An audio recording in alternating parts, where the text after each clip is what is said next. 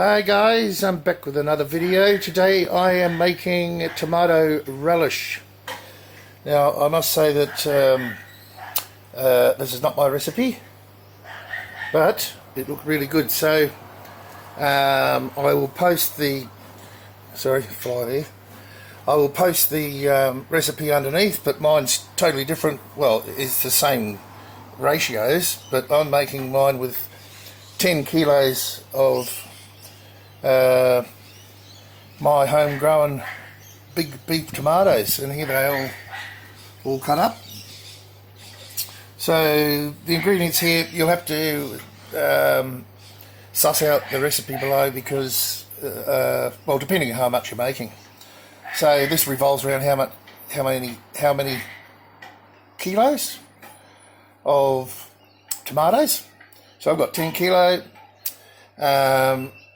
Sugar, apple cider vinegar, all of that, mild curry, French mustard. I'm using one whole jar, it's really close to what the measurement is, salt, pepper, where am I? Can't see anything because the stupid, there it is, pepper. Oil, garlic and onions, and that's a bit. That's about it. So Lisa's going to say something now. No, I'm not. Oh, no, she's not. All right, and that's thickening agent is just corn flour with apple cider vinegar in it. So let's start getting it into the pot, and once again, I apologise for the lights. These lid lights that I have just play havoc with the camera. If I come way back here, it's not much better. But I need the light on. So I'm getting old and I think I've got cataracts. No, I don't. All right, I'll be back once we get the pot started. Oh, well, I'll show you what's going on over here too. So I'm just using my wok station that I've set up here. And my two big pots. Can't remember how big they are. They're 24, no, bigger than that. Anyway, who cares? They should be big enough. So I've got my first lot of jars heating up here to sterilise. And I'll be cooking in this pot here. So let's see if we can get this set up and get it started. All right. Be back once I get that sorted. Alright, so let's get going. I want about 6 tablespoons, maybe a little bit more of oil. Let's put it on our burner. Now I'm using my wok burner for this one, the good wok burner, because it's much more easier to control. Hopefully the camera doesn't steam up. So we'll get that nice and warm, and we'll get our onions in, and I'll show you how we go with this, what goes on.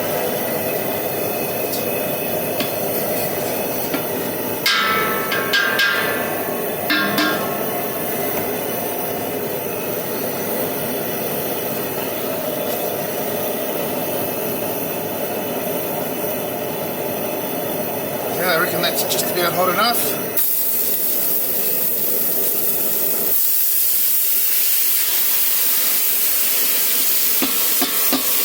I'm praying that this pot's big enough. It should be.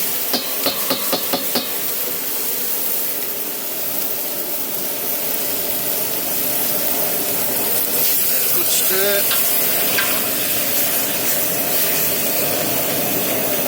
And I think I'll slow it down a bit soon.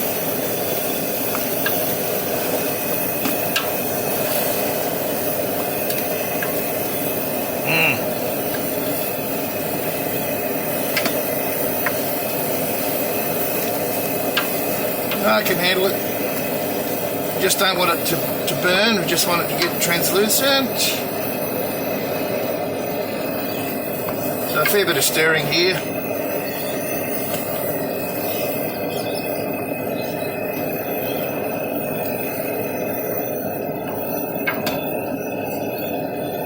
Now this table's a good height for the wok, but I need an apple box to stand on with the pot.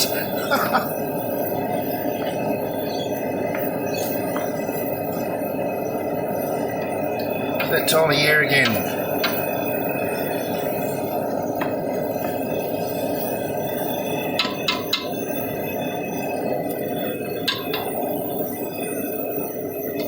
It's really blasting quite high. We'll get there.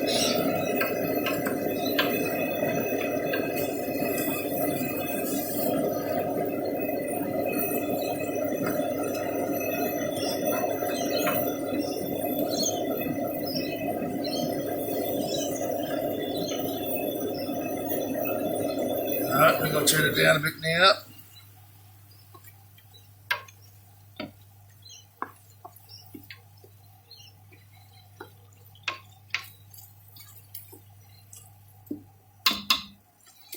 Well, you get the idea. I'll come back when it's quite nice and translucent, or getting that way, and show you the next step. Okay, so that's looking good. Now, do a little bit of heat again. So, we're in with the garlic.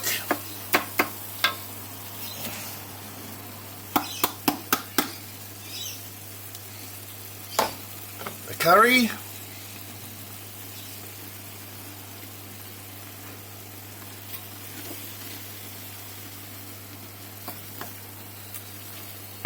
And the pepper. Now, the trick here is I'm going to keep the heat fairly low, get this all mixed through properly, and we don't want it to burn and catch on the bottom.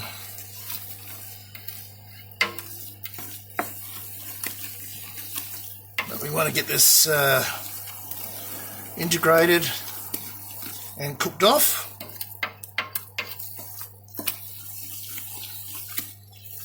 There we go, it's pretty much all mixed through now, and I'll just keep stirring so it doesn't catch on the bottom and it gets cooked through.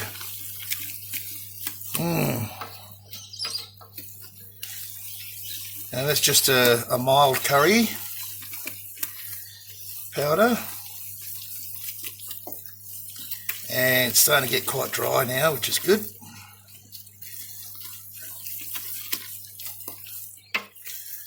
Alright, so I'll just leave that on real low, and I'll cook this for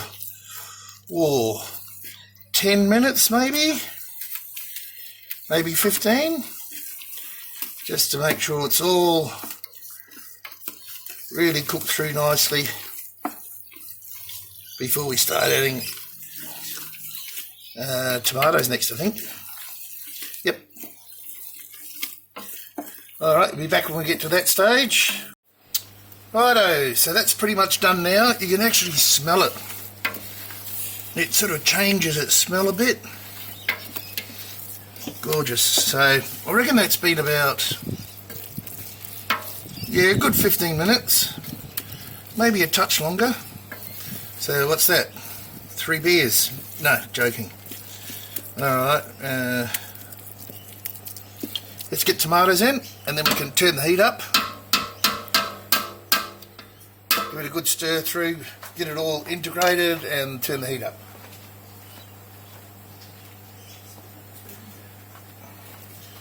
So, these beautiful tomatoes, all that juice. Oop, don't splash. That's one bowl. I might get that all stirred through first, just to give it a,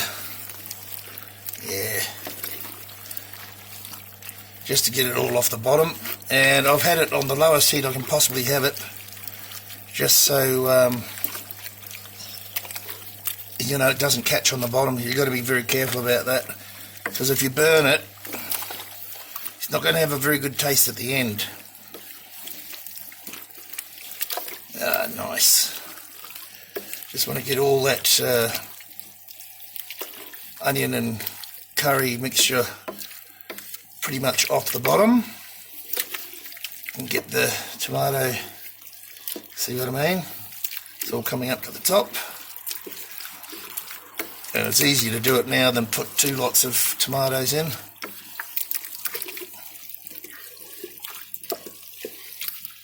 Alright, let's get the next lot of tomato in. I think I can whack up the heat now.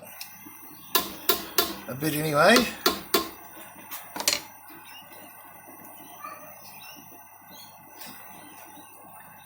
There's the next lot.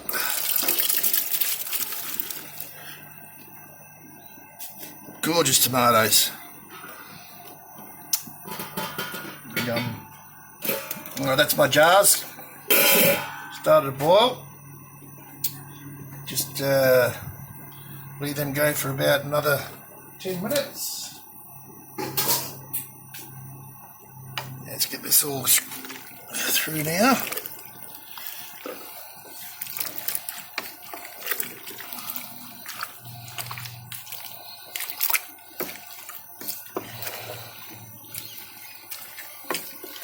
And once it all boils down and renders down, now I've got all that juice in there, it's not going to burn on the bottom.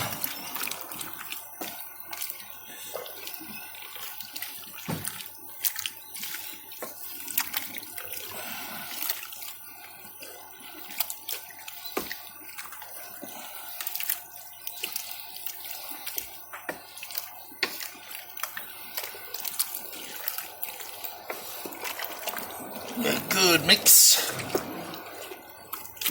Need a longer spoon. Hey, you know, you could do this if you don't like the skin. I mean, I think the skin makes a relish. That's up to you how you want to do it.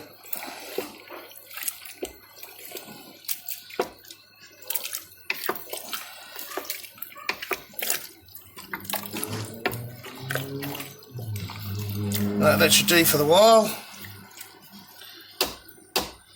And I'll pop the lid on now. Let that get a bit warmer.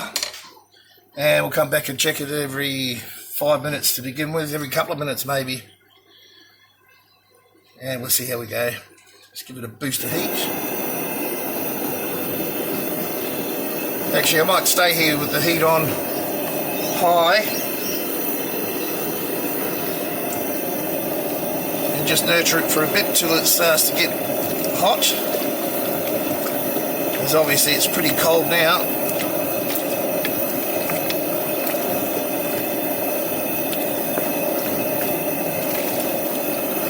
So you get the idea.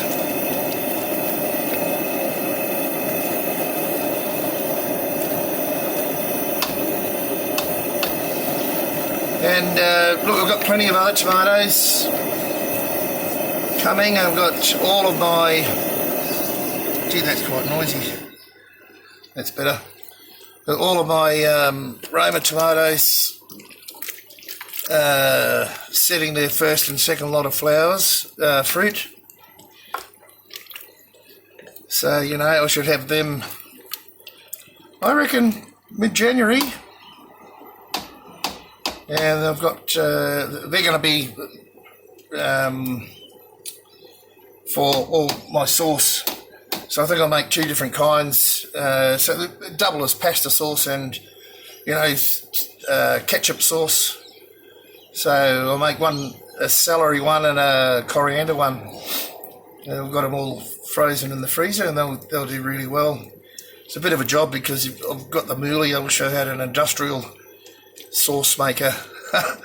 Oh, we might be able to get one further down the track, but you know, save a lot of work, and that's what we're about, saving time and get good results with less work is always a good thing. Alright, leave me with this and I'll come back when it's steaming, and we'll have a look at it then. Okay, so this has been rendering for around an hour and a half. And if you can see around here, I hope you can see that, It's dropped about a good 30 mil. So, you know, there's two ways to do this. You can render it right down and take, you know, lots of time and expend energy, or you can thicken it. So I'm going to thicken mine with a mixture of corn flour and cider vinegar because I don't want to add any water to this.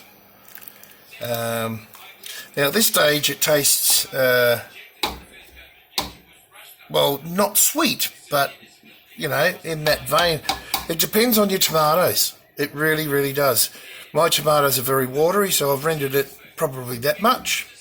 Yeah, well, 30 odd mil.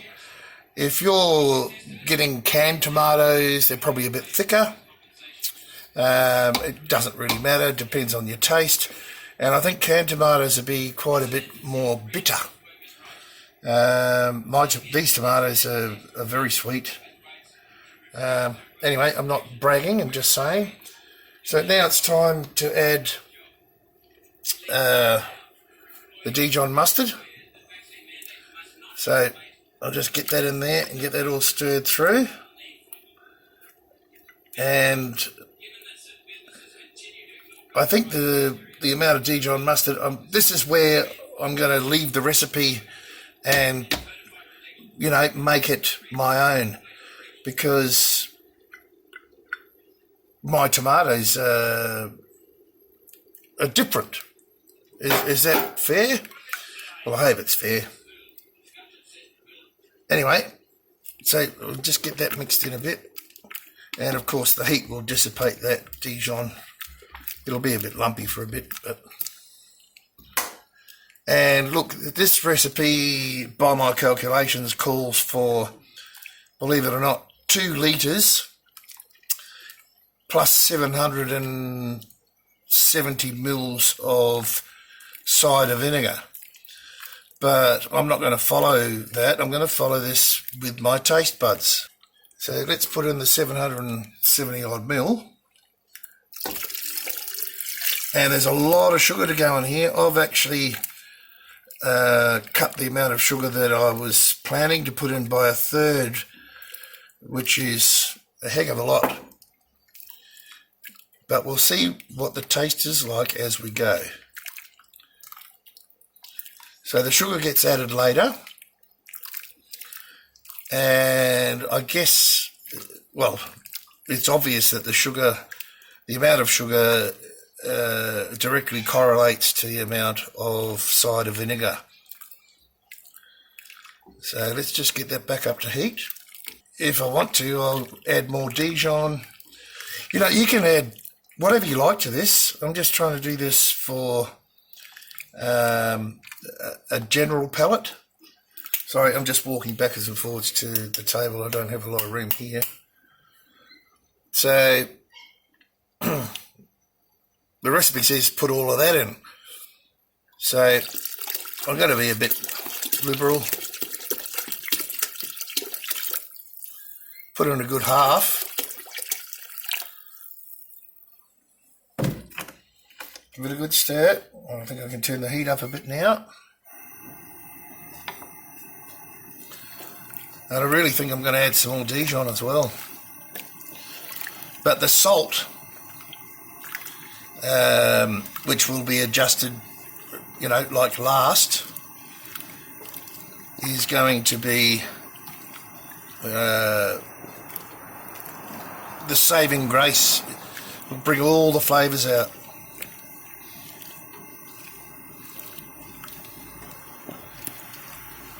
So what I'll do is add that much vinegar, add some sugar, but I've got to get it quite hot again now before I add sugar, and I'll experiment around with sugar and vinegar and add the salt last. So I hope you understand what I'm trying to convey here as far as tasting and doing, well, playing with the recipe, I should say, concerning the taste of your tomatoes, whether they're and the kind of tomato you're using as well, especially if you're growing them. Alright, so we're back up to heat, and I'm going to add a bunch of the sugar, about half I reckon. Get that dissolved and have a taste. Let's see what happens.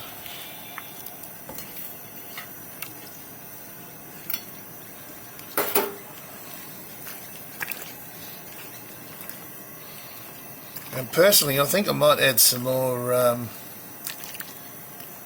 mustard, but we'll see.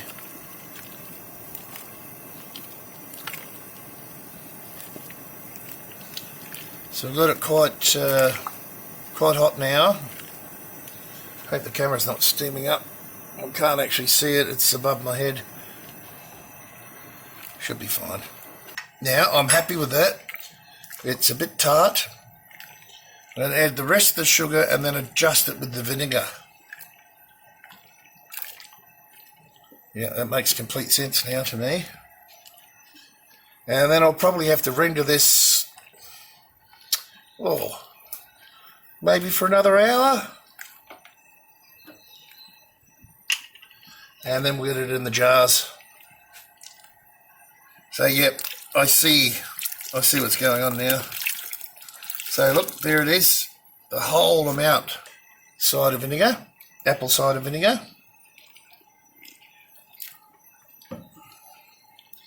And just cook that through for 3 or 4 minutes. And funnily enough, from when it rendered before, it's nearly back up to where it was. Alright, I'll let this render quite a bit more. Now, don't forget we've still got to add salt. That's the last thing. In fact, I might do that now. Why not? Let's add half the salt. There's 12 teaspoons of salt here. So I'm going to add probably around half and see what happens. Of course, this is to your taste buds, but it's whatever you like. And that should bring a lot of flavour out now. I really think that it's probably going to need all of the salt, if not more, because I did hold back on the salt from the recipe. Instead of putting the full amount in, I've only put 2/3, into the recipe.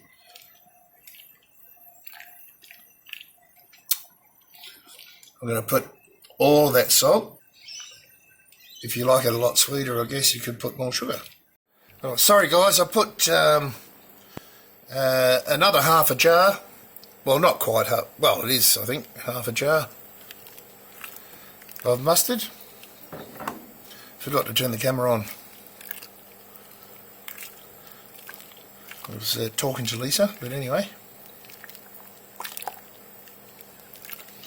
So yeah, I'll let this render down, maybe half an hour, just gently, and then we'll get to thickening it and testing it.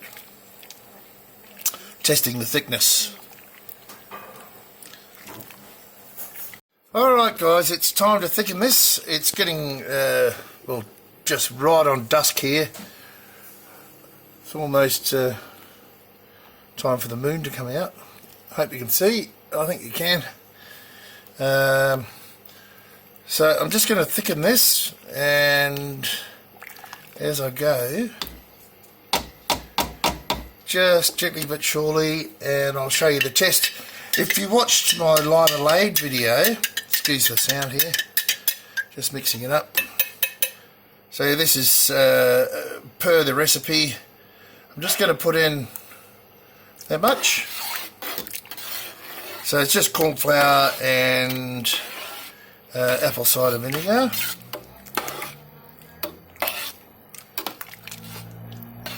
It's quite steamy, as you can see. Probably going to need a bit more.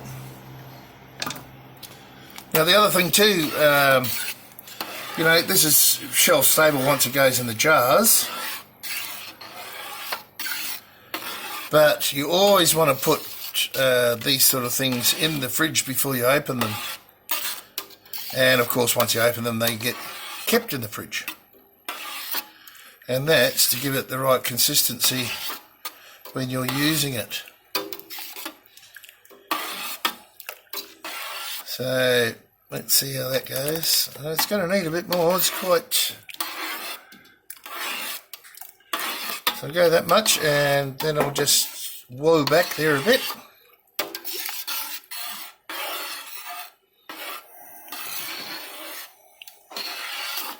And I think I'll change spoons.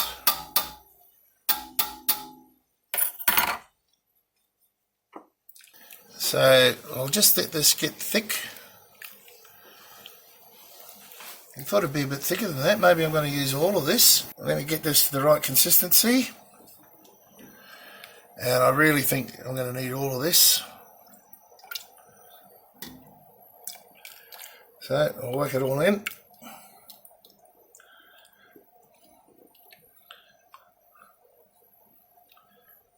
There we go.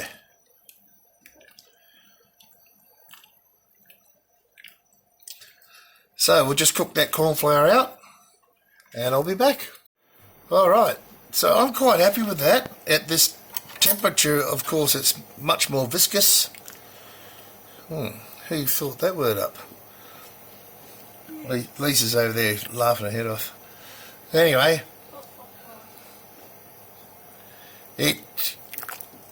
we'll do the test now, and I think that's ready to put in the jars.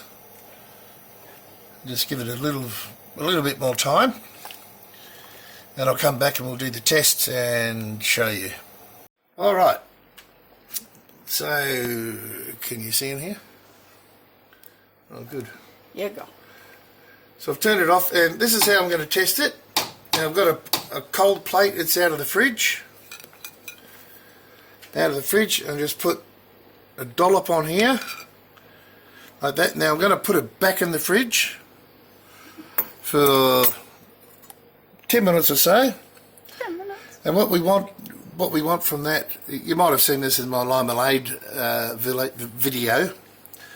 What we want is, so it doesn't run too much, or even if it stays there, we want it we want it to stay. So anyway, we'll do that and come back once I've had it in the fridge for 10 minutes. In other words, it becomes fridge temperature. Okay, so we're nearly ready to put all of this in jars. A lot to go there in the hot pan over there. Where is it? There. But this is the test that I was talking about. You just put it on a plate, any sort of a plate, of course in the fridge. And you can see it's hardly running. Well, it is running, but you don't want it so it's running off the plate. Alright, so once it's in the fridge, that's sort of the consistency it will be to use as a condiment, and that's what we're after. You can make it thicker, you can make it thinner, it's all up to you. Anyway, just that little hint there. You might have seen that in my limonade video. Use the same idea. So let's get these into jars and get this evening over with.